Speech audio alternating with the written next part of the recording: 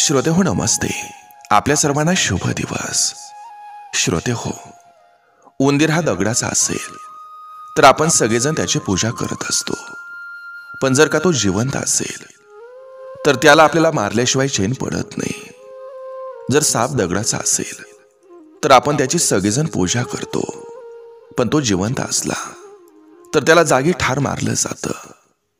जर आपले आई वडील हे फोटोत असतील तर प्रत्येकजण त्याची पूजा करतो आपण.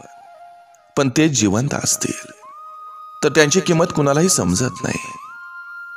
फक्त आपल्या सगळ्यांना हे समजायला पाहिजे की जीवनापासून इतका द्वेष आणि दगडाबद्दल इतकं प्रेम का असावं.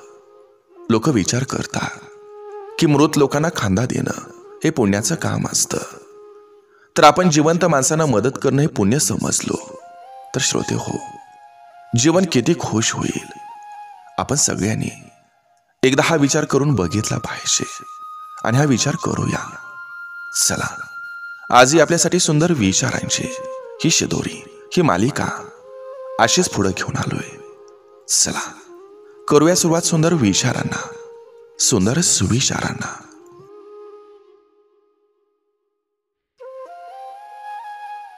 पैशानं गरजा भागवता येतात, पण पैशानं मनातील दुःख कमी करता येत नाही. तरी माणसं पैशालाच महत्व देतात. भूल देऊन करतात ते ऑपरेशन, आणि दिशाभूल करून होतं ते राजकारण. कायम लक्षात ठेवा, तुम्ही इतरांपेक्षा वेगळं राहाल तरच गर्दीत सुद्धा तुम्ही उठून दिसाल. लोक म्हणतात पहिल्यासारखं दिवस राहिलं नाहीत. दिवस तेच आहेत, फक्त लोक पहिल्यासारखी राहिली नाहीत. आपण अगदी कोणत्याही वयात असलो तरी आपल्या आईची साथ ही आपल्याला आपल्या शेवटच्या श्वासापर्यंत असावी असंच वाटत राहतं.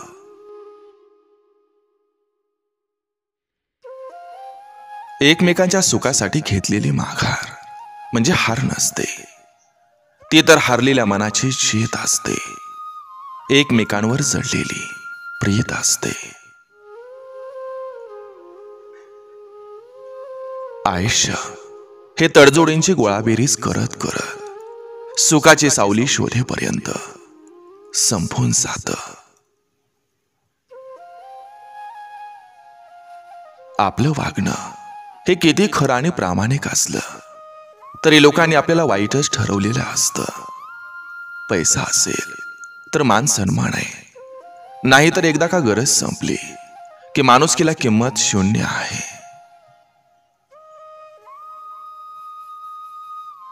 प्रेमात निसर्ग आणि निसर्गात प्रेम सापडायला सगळ्यात अगोदर भावना जिवंत असाव्या लागतात. एकाच व्यक्तीत आयुष्यभर गुंतून राहणं म्हणजे प्रेम. शरीर थकलं तरी मन मात्र थकत नाही.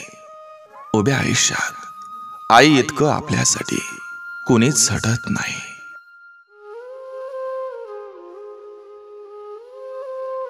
यश मिळाल्यावर पाठ थोपटणारी आणि चुकल्यानंतर कान पकडणारी काही हक्काची नाती ही कायम जपायची असतात.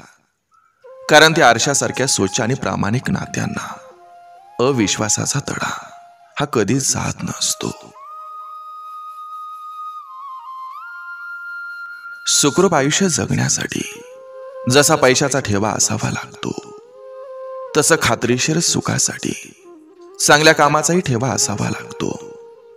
फक्त संपत्ती असून सुखी जीवन लाभत नसतं. त्याबरोबर ती संपत्ती सन्मार्गातून मिळवलेली असावी लागते. जिथं न्याय आहे तिथं सत्य आहे, जिथं सत्य आहे तिथं ईश्वर कृपा आहे, आणि जिथं ईश्वर कृपा आहे तिथं समाधानी जीवनाची खात्री आहे. जर तुम्ही पाहिलेले स्वप्न पूर्ण नसतील होत तर तुमच्या कामाची पद्धत बदला, तुमचं तत्व नाही. कारण झाडं नेहमी आपली पानं बदलतात, मूळ नाही.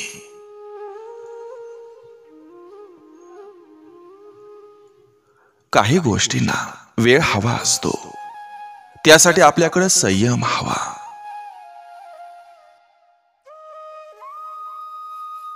जास्त चिंता करत बसू नका, कारण त्यामुळं आपला प्रत्येक गोष्टीवरचा ताबा हा सुटत जातो आणि मग शेवटी येतं नैराश्य. त्यापेक्षा भक्ती करा, मनाला शांती आणि समाधान नक्की मिळेल. कधीच खचून जायचं नसतं, कारण दिवस काळ वेळ हे सगळं बदलत असतं. फक्त असावा लागतो तो थोडा संयम.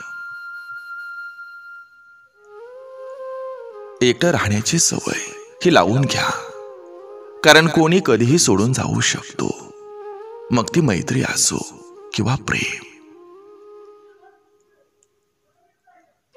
जे मनापासून आवडतं ते हृदयापासून जपायचं, मग ती मैत्री असो किंवा प्रेम. माणसानं एक वेळ टोचून बोलावं, पण गोड बोलून मारू नये. आयुष्यात सगळे दिवस सारखे नसतात. कोणाची जागा ही कोणीच भरत नाही, किंवा कुणामुळं एखाद्याचं दुःख सरत नाही. पण तरी सोबतीच्या जाणीवेनं जगायला बळ मिळतं, आणि तेव्हाच तर खरं कोण कुणाचं ते कळतं. नाही कोणी बोललं तर श्वास थांबत नाही, किंवा कोणाच्या बोलण्यानं मूठभर मांस सडत नाही.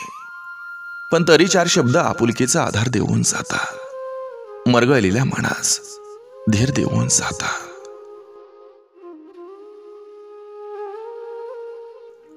किती विचित्र आहे ना हे जग. मरण्यासाठी जगावं लागतं, आणि जगण्यासाठी कुठेतरी 8 तास दररोज मरावं लागतं. पाऊस आणि आठवण या दोघांचं घट्ट नातं आहे. फरक इतकाच की पाऊस शरीराला भिजवतो, आणि आठवणी कायम मनाला. वडील खूप काही करतात, पण कधी दाखवत नाहीत, आणि जेव्हा त्यांच्याबद्दल उमजाय लागतं तेव्हा ते जवळ नसतात. मित्र गरज म्हणून नाही, तर सवय म्हणून सोडा, कारण गरज संपते पण सवय कधी सुटत नाही.